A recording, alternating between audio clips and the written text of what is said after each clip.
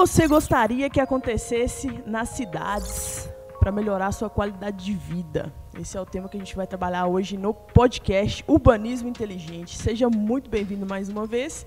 Se você está aqui pela primeira vez, né, nos ouvindo ou nos vendo nos nossos vários canais aí de mídia, curte, compartilha. Se você gostou, mande a sua ideia, faça um comentário aí sobre algum tema que você gostaria de ver aqui nesse podcast, né? Hoje a gente está no Spotify, o YouTube, Instagram e Facebook.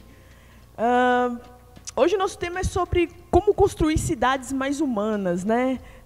Acredito que se a gente perguntasse para uma criança o que seria uma cidade ideal, né? Acho que a criança responderia que seria uma cidade com mais praças, mais parques, clubes, né? Um lugar onde fosse uma cidade plural, né? Que o modelo de cidade para as crianças, eu acredito que seja uma cidade que tenha um lugar para todos, né? Para todas as pessoas. Mas, ao longo do tempo, a gente vem adotando o modelo econômico aí do individualismo, do consumismo, da busca pelo status, né? Pelo consumo. E a consequência disso é que a gente vem enfrentando aí vários problemas de mobilidade. As cidades, muitas delas não têm parques, praças adequadas, né, para lazer, esporte das pessoas, né, lugares comuns. E como que a gente faz, então, para mudar esse cenário, né? Estou aqui mais uma vez com o Danilo. Seja bem-vindo mais uma vez ao podcast. E fala para a gente aí qual que é a sua expectativa, né, sobre o tema de hoje. Laís, para mim, uma felicidade muito grande, né? A gente está mais uma vez aí falando aí sobre planejamento urbano e falando um pouco sobre uma cidade humana, as características do que remete à qualidade de vida de uma cidade, né? Show de bola, tem muita coisa para falar. A expectativa é a melhor possível. Uai, então vamos embora.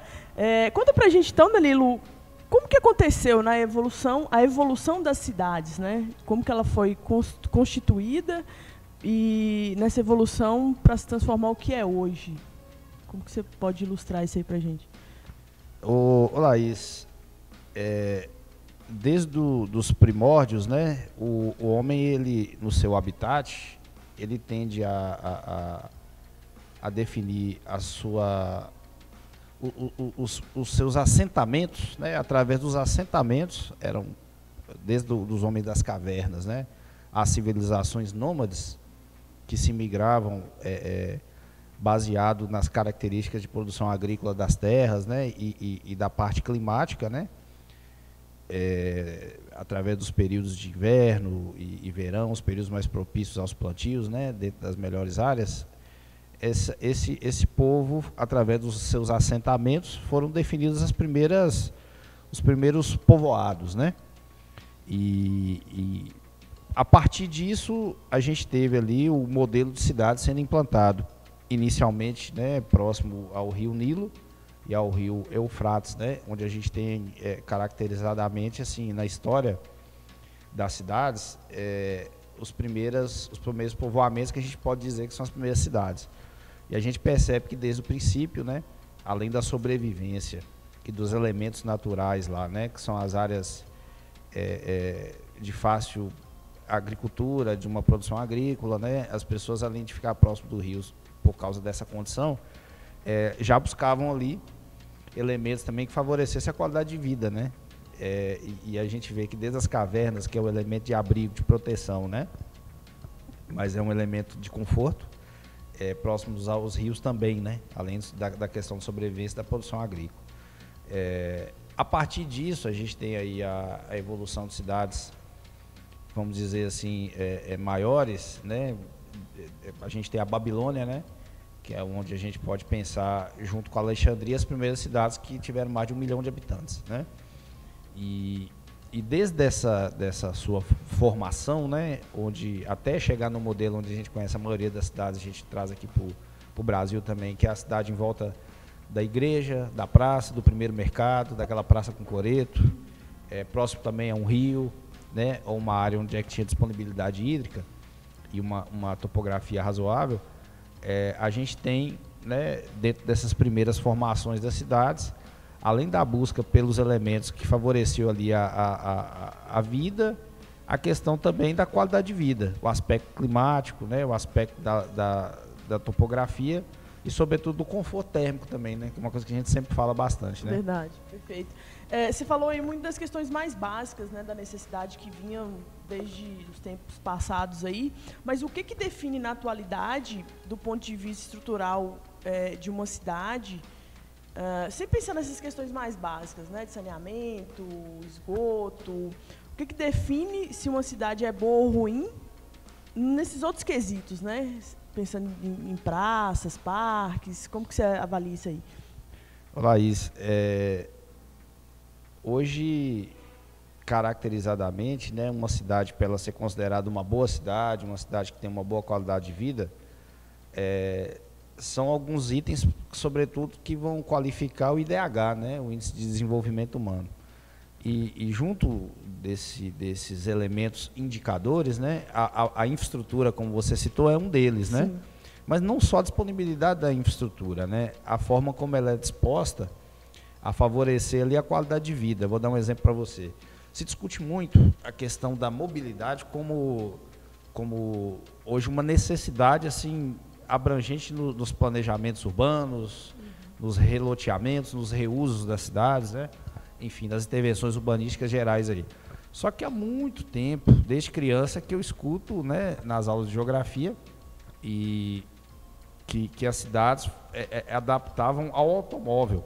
Exato. Né? Então, ou seja, já passou ali mais de 30 anos e as cidades adaptadas aos automóveis hoje têm dificuldade da mobilidade, que não é só o automóvel, óbvio, né? Sim. Influencia ali como as pessoas circulam e se movem, né? Durante a cidade de uma forma rápida, de uma forma segura, de uma forma organizada. Todas as pessoas, ciclistas, carros, caminhões, distribuição, pedestres, enfim.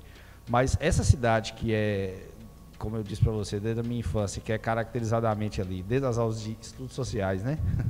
que a cidade é planejada para o automóvel, isso é uma coisa que não é verdade, que é um planejamento, mas não é um bom planejamento. Essa que é a diferença. Então, o IDH, que qualifica ali a cidade como uma boa cidade para os seus usuários, ela é fruto de um bom planejamento, não só ter infraestrutura, mas um bom planejamento e uma boa execução de infraestrutura.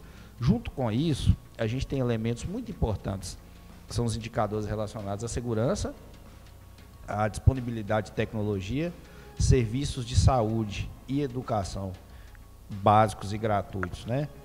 De uma forma bacana e, sobretudo, os espaços públicos. Como esses espaços públicos, eles são proferidos de qualidade para o desempenho ali de todas as suas atividades. Assim como você fez a introdução aqui, né? Da criança, o adulto e todas as faixas etárias, o idoso, né? É muito interessante que assim, a criança ela procura uma praça para ali desenvolver as suas atividades ao ar livre, as brincadeiras e tudo, é o que a gente imagina dentro de uma condição interessante, né? Boa. Isso. E aí, ao passar da vida tumultuada do adulto com as suas obrigações ali, a gente vai, a terceira idade, meio que retorna às necessidades que a criança também tem. Verdade. Aí você vê a terceira idade, os idosos buscando novamente a praça. É verdade. Né? Então, esses elementos são importantes e qualificam, né, como a um bom IDH, mas eu pontuo, não só por ser a nossa especificidade aqui, mas os espaços públicos são elementos assim, fundamentais para distribuir uma boa qualidade de vida. Perfeito. Só um comentário aí sobre o que você falou sobre a mobilidade urbana. Num documentário que eu vi, né, a moça lá falava que a estrutura urbana da cidade, né, no caso, ela é construída para os carros. E os carros, eles não levam a maioria das pessoas. Eles utilizam a maior parte dos espaços e levam a minoria das pessoas. Então, hoje está se abrindo uma discussão muito grande em relação a isso, né? Porque a maioria das pessoas ou utilizam meio de transporte público ou vão a pé. Então, a cidade de São Paulo, por exemplo, que é uma grande cidade, já enfrenta problemas gigantes de mobilidade, né? Sem dúvida. Mas você falou aí dos espaços, né? Para várias idades e perfis aí de pessoas. E o que leva essas pessoas a utilizarem esses espaços públicos da cidade? Laís, a gente na pandemia ficou muito evidente a necessidade que as pessoas têm de adequar a vida, né? Não só no fica em casa, né? Sim. Que as pessoas precisam, além de uma boa arquitetura para quando tiver que ficar em casa, você ter uma casa de qualidade, não uma máquina de morar, mas que você tem ali nas suas imediações, ali no seu bairro, na sua cidade, espaços públicos para que você possa desenvolver o seu momento off, né? O seu momento on. Eu estou chamando o seu momento dos seus afazeres aí, do labor, né? Do trabalho, do seu estudo, enfim, as suas obrigações profissionais. E é muito importante, a gente viu a necessidade que isso tem da gente poder destinar um espaço do tempo, né, para as coisas do off, que eu já vou tratar aqui, que é uma caminhada, o ciclismo, o passeio com o cachorro, com a família, com a namorada, enfim. E esses espaços públicos onde eles vão ali conferir o que eu vejo que é uma necessidade das cidades, que é a relação social das pessoas, né? O que a gente acostumou a ver, principalmente, eu estou falando aqui de Minas, né? Do norte de Minas, as famílias nas portas das casas, né? Conversando, socializando entre vizinhos. A gente, é claro que dentro de uma outra época, mas a gente precisa conferir espaço onde as pessoas possam se socializar, né? Aqui na cidade de Salinas, você tem na década de 70, 80, um padre lá da Igreja da Matriz que já criava ali um espaço onde ele viu a necessidade de ocupar os jovens em jogos e outros tipos de situação, para que o jovem não fosse para droga, para o álcool, para outros tipos de vício, né? Desde essa época já havia a preocupação e a visão do padre com a necessidade da utilização de um espaço onde os jovens pudessem ali se socializar, né? E a gente vê várias décadas depois meio que um retrocesso. Sim. A cidade hoje ela não disponibiliza, Salinas não disponibiliza espaços públicos de qualidade para as pessoas ali fazerem um piquenique, sentar para conversar. Verdade. Fazer uma reunião ao ar livre, por que não, né? Caminhar com segurança. Eu vejo gente dividindo o espaço do carro com o asfalto, próximo à rodoviária, né? Naquela avenida lá. E o povo, infelizmente, é tão acostumado já com essa situação ruim, que é Deus que olha, nunca ter tido um acidente numa situação daquela, né? Onde é que você tem poeira no cantinho assim do passeio, um canteiro central que não tem vegetação, calçadas do lado, calçada não, né? Depois do meio fio você não tem calçada, e as pessoas têm que ficar na principal entrada da cidade, onde entra caminhão, carro, naquela velocidade que a gente está acostumado a ver, dividindo o espaço com os carros. Então, assim, não é culpa das pessoas, não tem um espaço público. E aí já te responde por que as pessoas precisam procurar os espaços públicos. É o que a gente vê nas caminhadas aqui, né? E a gente não vê mais porque não tem. A gente já enxerga essa necessidade, né, que as pessoas têm, não só ali no asfalto, na entrada da cidade, mas eu vejo, né, as pessoas caminhando ali muito no Alto Paraíso, lá até melhor um pouco, porque as ruas são mais largas, né? No Parque Raquel, o pessoal faz caminhada também. Mas puxando um pouco do gancho disso aí que você está falando, eu acredito, né, que os locais comuns assim, da cidade, elas têm um papel de conectar as pessoas também. E eu vi até um negócio muito interessante, que uma criança quis fazer o aniversário na praça. E que a mãe viu que a praça estava num estado muito degradado, estava com lixo. E aí a ideia da mãe, né, acho que foi muito legal, assim, que ao invés da menina receber o presente, a praça que recebeu o presente. Então, os moradores eles se mobilizaram para poder fazer uma ação dentro daquela praça para que ela tivesse uma condição de uso melhor. Daí eu te pergunto, qual que é o papel das pessoas nesse caso? Assim, eu não falo nem de fazer pressão com o poder público, de querer, sei lá, fazer algum tipo de bagunça, mas assim, de forma respeitosa. Como que as pessoas podem procurar, né, os responsáveis, porque algumas praças, alguns locais públicos parece que não tem dono. Então, como que as pessoas podem fazer isso, assim, para resgatar, né, esses lugares? Assim, Laís, de uma forma geral, né, quando eu faço essa crítica que há várias décadas não ter ocorrido nada, é claro que teve avanços urbanísticos interessantes, né? Em Salinas você vê a própria Passarela da Alegria, que era um lixão, né? E, enfim, o depósito de lixo a céu aberto se transformou numa área revitalizada, a expansão das cidades, com os parques industriais, as setorizações, enfim. Mas os espaços públicos ainda, né, é uma deficiência muito grande. Nós temos aí o Instituto Federal, por exemplo, que contrai mais de 3 mil estudantes aí do Brasil inteiro, e fora lá na área interna do Instituto, eu vejo estudante batendo cabeça aí que não tem um espaço adequado, né, para socializar.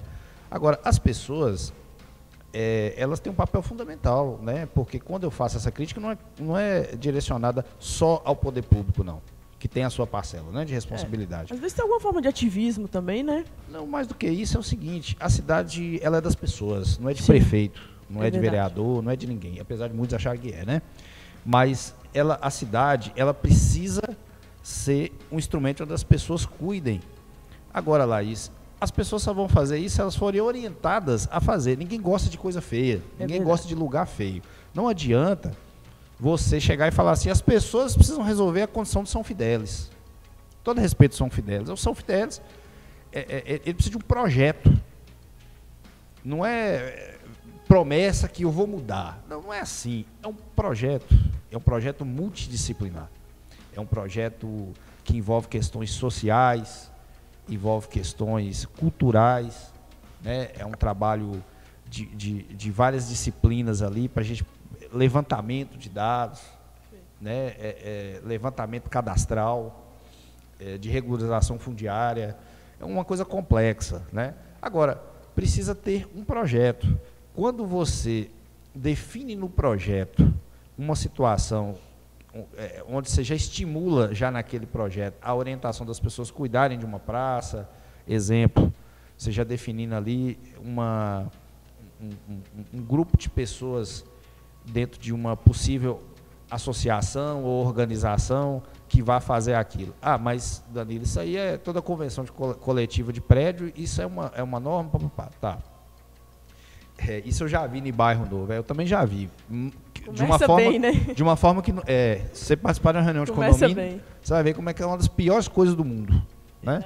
Você participar, uma das piores experiências. Então, assim, não é só definir, você definir isso de uma forma que funcione bem, não é para inglês ver. Eu já vi bairro aqui que funciona isso, mas não funciona bem. É questão de por quê? Porque não tem nada lá. Você não promove nada para as pessoas utilizarem. Por que você não pega um espaço público e promove ali uma quadrilha? Você pega um espaço público daquele e convida as pessoas a funcionar, assim como o exemplo que você deu, a festa de aniversário da criança, que ajudou a praça, né? Parabéns aí ao senso da criança de forma lúdica, né? Mas a importância que ela teve com aquela praça, porque o tanto que a praça significa para ela. Exato. Né? Então, para esse espaço público significarem para as pessoas têm que usar os espaços, né? Eles podem ali promover, utilizar ali para fazer uma festa de aniversário, para fazer um revezamento, um batizado, fazer alguma coisa. Você fala, tá, aí eu volto um projeto. Será que essa praça ela tem um ponto de água para as pessoas beberem? Será que tem um banheiro? Será que tem um ponto de tomada para você ligar um som? Será que tem um ponto para você carregar um telefone? Será que ela é bem iluminada? Será que ela tem sombra? Como é que é a acessibilidade? Será que o cadeirante frequenta? Entendeu? Então, assim, as coisas precisam funcionarem, serem projetadas para funcionar, para as pessoas depois estimularem a tomar conta. Não é o contrário. Ao contrário, é importante. Aí vem o ativismo. Mas antes do ativismo, eu estou pensando de uma forma macro, você precisa no projeto definir condições para que as pessoas utilizem os espaços públicos. Falta projeto.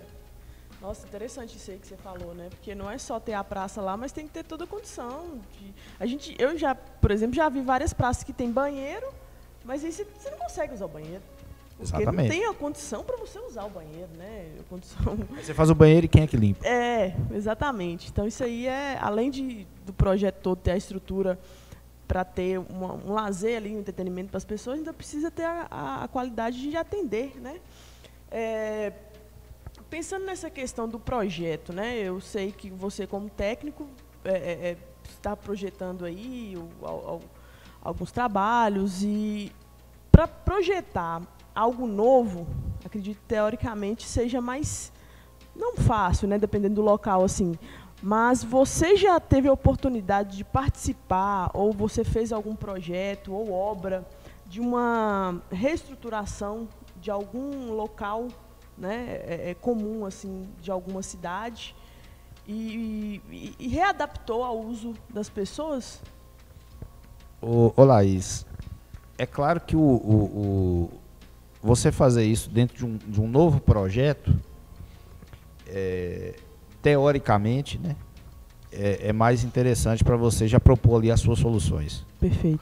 Eu vou falar por que do teórico. Teórico porque a maioria dos projetos eles são feitos em função da especulação imobiliária. É como se fosse uma mesa dessa aqui. É pegar tudo que existe lá, passa o trator, derruba tudo, nega a tudo que tem, de vizinhança, de aspecto natural, de vista, de vento, de tudo, né? Enfim. A não ser que falar, aquilo vende, beleza, vou deixar, né? Aí traça a rua, divide, cada pequeno pedaço que puder transformar em terreno, vamos vender. Dependendo de ser aterro, de ser areia, de ser qualquer coisa. Aí vamos fazer, beleza. Não tem conceito, não tem projeto, tá? Não tem vida numa coisa dessa aí. Você tem um espaço. Dificilmente você vai conferir ali um lugar. Eu sempre tenho falado isso aqui. Lugar é onde você tem o fruto da experimentação das pessoas. É diferente do espaço, né? Sim. Tá. Mas quando você tem a oportunidade de já projetar através de um conceito, aí você já consegue amarrar todos aqueles elementos que eu falei para você, de um bom planejamento de infraestrutura, de segurança, de tecnologia e, sobretudo, espaços públicos, para que ali aconteça um lugar, que é o quê? Pessoas usando o espaço, cuidando do espaço. Aí, show de bola. Aí você pensa em tudo. Aí você vai pensar naquele ponto de tomada que eu te falei, da acessibilidade, da iluminação, enfim. E para todos, né? Todas as classes sociais, sem distinção. Sem distinção. Porque se você faz isso aí e mura como um condomínio fechado, na minha opinião, tá? Acabou o projeto. É uma coisa que eu sou, assim, cidade é para todos. Perfeito. Tá? Agora, já participei de vários estudos, né? Alguns trabalhos, principalmente de análise, porque quase nunca sai do papel, Laís. Projetos de urbanismo é muito difícil. A maioria dos projetos urbanísticos estão linkados à política, né? Às vezes o estudo técnico define uma coisa, mas o profissional ele tem uma voz passiva, porque a voz ativa, infelizmente, também não é da população. Ela é fruto só de uma vontade política de um grupo, né? E aí as coisas não têm continuidade, porque se não tem sucessão política, a coisa já vai por outra vertente, já desacredita do projeto, ele não acontece. Então, assim, mas é possível, né? É possível de você prever os reusos. Hoje é o que tem se trabalhado, até de uma forma natural, não projetada, né? E nem feito pelo poder público, mas as próprias pessoas, elas têm reutilizado os espaços urbanos de uma forma diferente. Vou te dar um exemplo. O bairro Raquel aqui da cidade, por exemplo, a gente já vê o quanto ele tem se caracterizado, tem mudado as novas construções e feito bastante reformas para prestação de serviço, clínica, escola de inglês, supermercado, quer dizer, que era um bairro estritamente residencial, tem mudado a vocação, né? Então, assim, é um exemplo do reuso, né? Como aconteceu no bairro São Luís, lá de Montes Claros, e infinitos exemplos aí. Então, assim, a população, mas o interessante é que isso fosse feito dentro de uma técnica, né? Mas, infelizmente, isso é muito difícil. Perfeito. Chegando ao fim aqui do nosso podcast, minha última pergunta, Danilo, para você qual que é o legado que o setor imobiliário deve deixar assim, para as cidades, né? Você como diretor aí do Grupo Fergon, o que você acredita que a gente pode deixar como legado aí, principalmente aqui para a cidade de Salinas, né? Que é onde a gente atua mais forte. Laís, quando a gente pensa em esse exemplo anterior aqui que eu disse da parte imobiliária, eu sei que muita gente aí vai torcer o nariz, né? Quando eu falo esse tipo de coisa e acha que a fórmula é isso mesmo, é pegar uma calculadora, quantos metros quadrados, tira tantos por cento de área institucional, tantos por cento de áreas verdes, tantos por cento de rua e divide, tem que dar aquele tamanho de terreno. Se você coisou a menos, é meio que responsabilidade sua, né? Só que eu te falo o seguinte, eu vou te falar de cidades aqui que são caracterizadamente cidades que são referência em qualidade de vida, né? Uma cidade que me chama muita atenção é a cidade de Kyoto, no Japão, né? Que é uma cidade que, entre várias características interessantes e uma implementação de tecnologia que é característica do povo japonês, você tem ali cenários urbanos, né? Você tem ali a junção e a fusão ali do paisagismo, da arquitetura e do urbanismo de uma forma espetacular. É meio que em vários pontos ali de Kyoto, você tem várias telas de pintura, vários quadros, é o que hoje está na moda, os ambientes instagramáveis, né? Mas ali não é só decoração, são os espaços que as pessoas frequentam, ali, e sobretudo na profusão de templos, né? Sim. Que tem na cidade de Kyoto. Então, o jardim minimalista japonês, com aquela arquitetura dos templos, né? Junto com a disposição do planejamento urbano da cidade de Kyoto, você tem ali um cenário. Só que é um cenário onde as pessoas frequentam. E você está ali fazendo alusão à sua introdução, assim como uma criança, quando vai fazer uma caracterização de uma festa infantil, a criança pede para colocar ali o seu super-herói favorito, ou no caso da menina ali, a sua princesa favorita, ela quer meio que fazer parte com aquela roupa ali de um cenário, né? Exato. E você imagina o adulto e todas as pessoas, eles vão viver em Kyoto um verdadeiro cenário. Então, a coisa mais fantástica da criança, que é a questão lúdica, é o que hoje as cidades, que são caracterizadamente as que oferecem qualidade de vida, elas são pensadas os seus espaços públicos para poder agradar as pessoas em todos os seus sentidos, né? Eu estou dizendo sentidos mesmo. Tato, audição, a sua respiração, as suas visadas, né, que é o que a gente fala da arquitetura, que são as boas visadas, as paisagens. Então, enfim, paisagismo não é só plantar árvore, né? Verde não, paisagismo é paisagem, né? E então a cidade que preocupa com os espaços para serem espaços agradáveis, assim como a caracterização da festa da criança, essa cidade é caracterizada e as pessoas possam usar ali aqueles espaços públicos, você vê como é uma referência, né? E aí eu vou trazer uma cidade, que outra cidade muito desenvolvida, né? População grande, enfim, uma estrutura mais difícil da gente alcançar. Aí eu trago dentro das melhores cidades pequenas do mundo, né?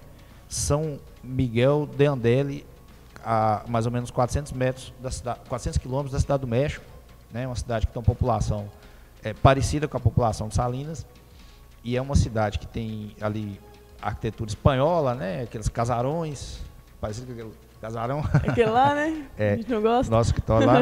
Assim, janelões, portas grandes, telhados aparentes. E a cidade, toda a revitalização daquelas edificações, que é uma cidade tombada pela Unesco, né? Ela tem muita cor, tem muita vida, calçamento de pedra, uma culinária espetacular. Aí você vê as pessoas nas calçadas utilizando os vários cafés, bares, culinária. Então as pessoas usam a cidade. Aí a cidade também é um cenário. Sim. Assim como Campos do Jordão é um cenário, verdade, como Gramado é um cenário, como Poços de Caldas para mim é um cenário. Então você vai vendo que as cidades que a gente sempre remete à qualidade de vida, as cidades são preparadas nos seus espaços públicos para as pessoas. A iluminação do poste, mas a iluminação também de pedestre, né? São os parques, as cachoeiras, os espaços públicos, as pessoas cuidam da limpeza. Tem lixeira na cidade, que é uma coisa que a gente não conhece aqui. Eu tô quase esquecendo o que é uma lixeira, né? Que a gente não vê aqui na cidade. É verdade. Então, as cidades que são pensadas seus espaços públicos para as pessoas são sinônimos de qualidade de vida. Qual o nosso legado no setor imobiliário? Disponibilizar para as pessoas espaços espaços de qualidade onde as pessoas possam utilizar. Dentro dos nossos projetos, eu estou falando do âmbito urbanístico, qual o nosso legado e um dos nossos propósitos? Deixar os nossos projetos possam contribuir na melhoria da qualidade de vida das pessoas. De que forma?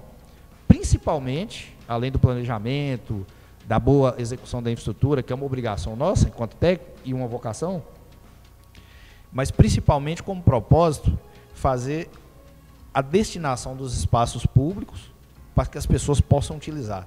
Não faz sentido no nosso trabalho, se a gente pensar em especulação imobiliária, fatiar terreno e fazer todas as coisas, se a gente não vê as pessoas utilizando, utilizando os espaços públicos. Esse é o legado que nós já estamos deixando. Top demais. E é engraçado você falando isso aí, que eu comecei a pensar na questão que a gente é muito conectado hoje, internet, redes sociais, essas coisas, né? Sim. Talvez a missão seja maior ainda para trazer as pessoas para esses lugares, para elas se desconectarem um pouco, né? Porque antigamente, quando não tinha, a galera usava mais, usufruía um pouco mais da praça para brincar. Eu, como criança, lembro muito, né, de usar até a rua mesmo para brincar. Hoje, nesse mundo conectado, tem os espaços instagramáveis, mas fazer com que as pessoas tenham verdadeiras experiências nos locais, né? Que esqueçam um pouco o mundo digital. E podem fazer as duas coisas, Laís. Que essa é a nossa filosofia. Nós acreditamos que é possível para todos fazerem as duas coisas. Para quem é mais conectado, para quem é menos, para quem precisa ser, para quem nem tanto. Aí é show. Por isso que o conceito de Smart Cities, que a gente tem sempre trabalhando e projetado as coisas nesses conceitos, é que arremete tudo isso. A gente precisa que a cidade ela sirva de elementos onde as pessoas possam viver bem.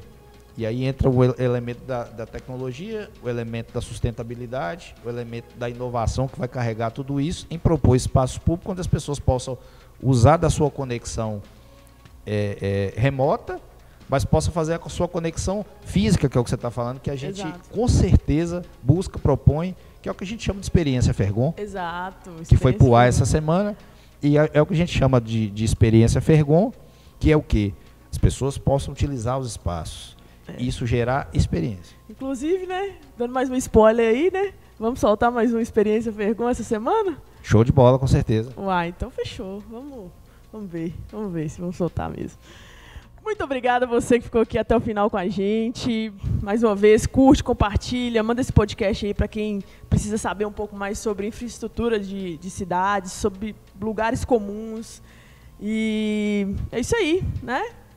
Chegamos mais uma vez ao final. Danilo, muito obrigada e até o próximo podcast. Laís, obrigado aí a oportunidade da gente estar sempre falando desses temas aí. Eu fico muito feliz, né? E assim, agradecer bastante aí a interação das pessoas, né? Vários comentários. Eu fico muito feliz quando às vezes a gente vê passando ali numa obra ou num contato com alguma pessoa que a gente conhece e lembra de pedaços assim de coisas que a gente vem falando aqui e deixar à disposição as pessoas que qualquer tema da construção civil, do urbanismo, que a gente humildemente, né, se sentir preparado aí para poder estar trabalhando, a gente vai ter o maior prazer, né, em responder, em estar falando aqui, sugerir temas aí para a gente. Já foram vários lá que a gente vem falando, principalmente assim, o pessoal gosta muito, pelo menos comenta assim, sobre essas questões de história das cidades, coisas que a gente vem falando aqui, é uma coisa que a gente gosta bastante. Né? É uma coisa que a gente gosta bastante, então assim, fico feliz e aberto aí para sugestões, para a gente estar falando aí dos temas aí dentro da nossa vertente. É isso aí, pessoal. Nós estamos aqui para esclarecer as pessoas, né? E trazer informação de qualidade. Muito obrigada a todos e até o próximo podcast.